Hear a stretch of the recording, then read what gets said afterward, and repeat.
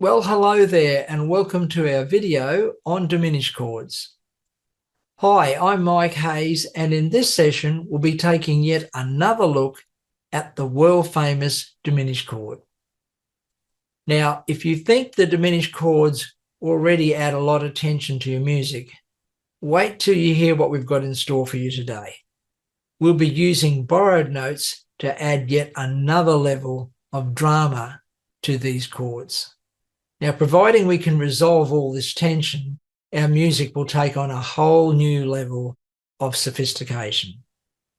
Of course, any one of these musical devices on their own are not the answer to anything. It's the way that we mix and match all these resources. But I do think you will enjoy the sounds that we've got in store for you today. So without any further ado, grab your guitar and your favourite beverage, and let's get cracking and see what we have in store for you today. I'm sure you're going to enjoy it. The subject of diminished chords is a huge subject. In fact, we could speak for several hours and only just scratch the surface of the possibilities of this amazing chord.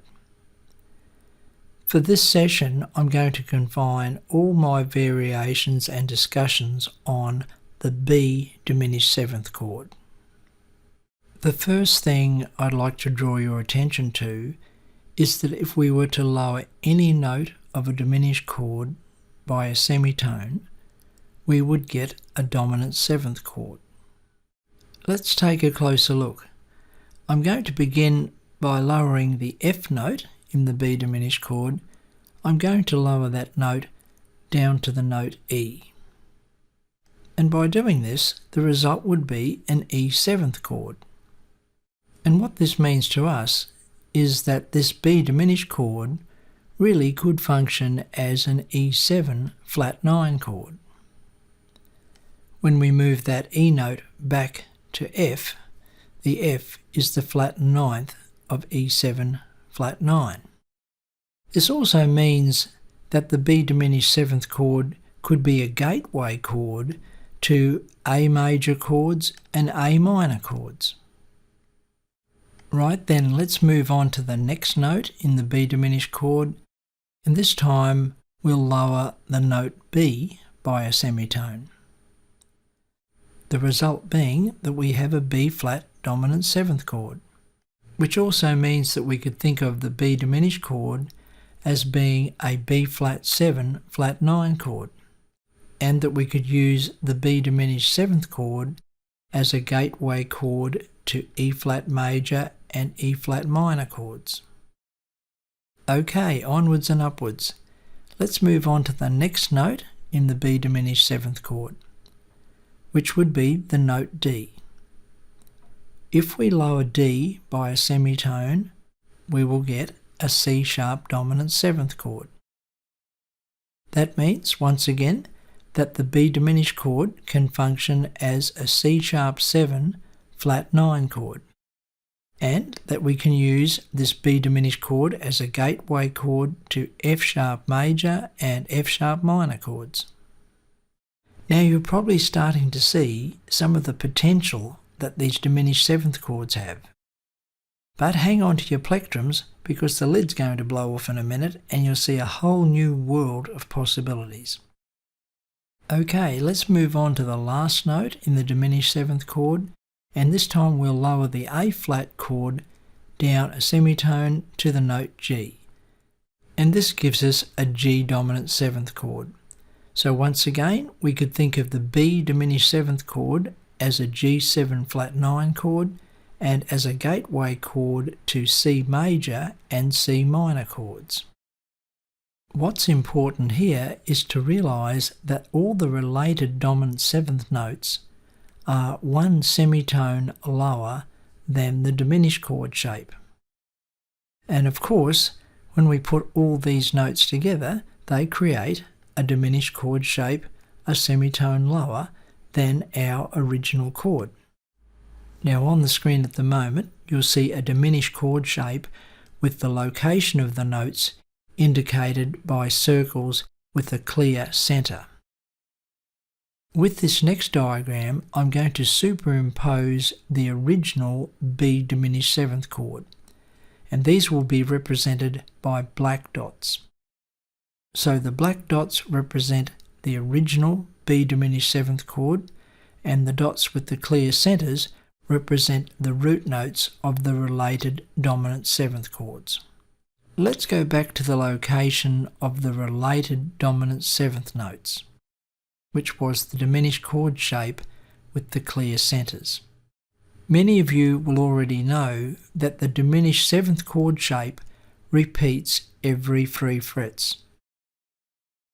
All that simply happens is the location of the notes under our fingers change. This next diagram with the coloured dots will help illustrate what's going on under our fingers. This means that not only do we have related dominant seventh notes, a semitone below our original diminished seventh chord, we also have related dominant seventh notes a tone higher. This next diagram should help you visualize the concept. We have the original B diminished seventh chord indicated in black dots, and we also have the related dominant seventh notes orbiting both a semitone below and a tone above, indicated with dots with a clear centre. Now here's the key concept for today's session. I'm going to use borrowed notes from these orbiting dominant seventh shapes. That is, I'm going to use notes from the diminished shape that's a semitone below, or the diminished shape that is a tone higher. Here's a few shapes to show you what I mean. The original B diminished chord is shown in black dots, and the borrowed notes that I'm borrowing from the diminished shapes, either a semitone below or a tone above, are indicated by the dots with the clear centres. Now the interesting thing is that these new harmonies that we're creating by adapting the original B diminished seventh chord shape behave in the same way as the diminished chord. That is, providing you keep the chord shapes on the same string set, the shapes are symmetrical and will repeat every 3 frets. I'm going to give you a couple of examples now. At this point, I'm not worrying about naming these chords. In fact, I'm just trying to think of these chords as diminished chords with borrowed notes. More than anything else, I'm thinking of how this diminished chord can function as a dominant seventh chord in a variety of musical situations. Let's take one of these shapes and have a listen to how it works in a chord progression.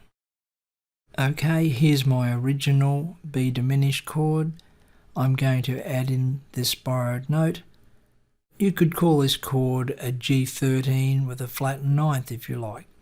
I'm just thinking of it as a B diminished chord with a borrowed note.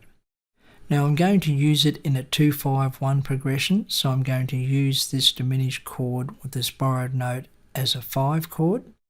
And since this chord is a particular favourite of guitarist Jim Hall, I'll play a 2-5-1 progression in the style of Jim Hall. So to do this, I'm going to take this exact chord voicing and move it over to the inside set of strings. That is the 2nd, 3rd, 4th and 5th string. It's the exact same chord, only I'm wanting to get that rich, warm sound that Jim Hall is known for. Let's have a listen to a 2-5-1 in the style of Jim Hall using this new chord that we've created.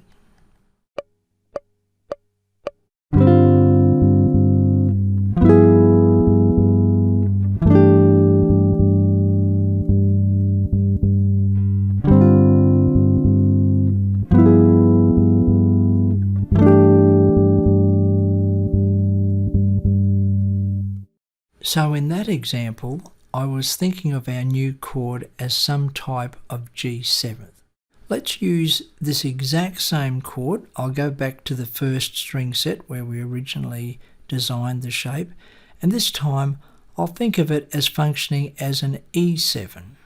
For this next example, I'm going to have it resolve to an A minor. Let's have a listen.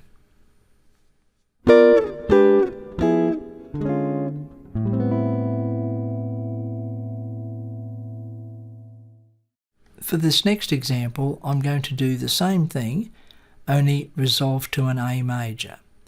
Remember, I'm thinking of this chord at the moment as being an E7th chord, so I could resolve to either an A major or an A minor chord. So here we are, the same chord resolving to A major.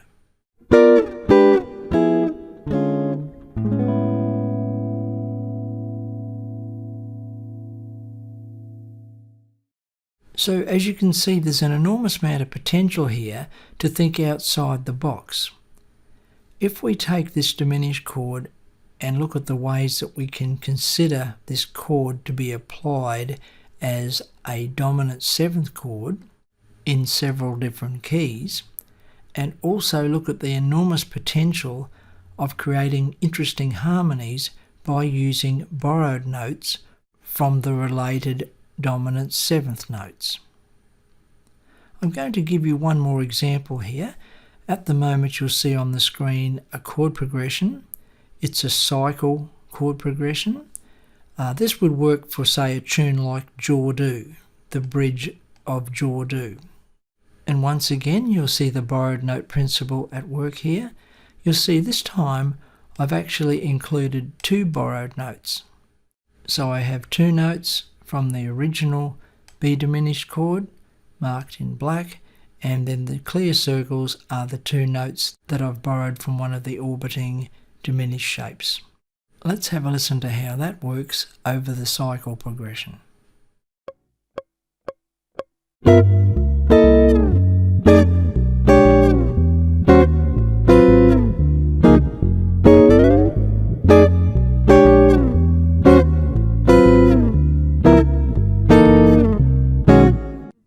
Well, that's it for today, folks. I do hope you've enjoyed it, and I hope there's something there that you can use in your own music projects. We'll be covering more subjects like this in future lessons, so don't forget to subscribe and hit the notifications bell. Also, if you enjoy the type of things that we're doing here, we'd appreciate if you hit the like button. It really helps us out. If you have any questions or comments, pop them in the comments section below this video. And as always, I look forward to catching up with you again next time. Bye for now.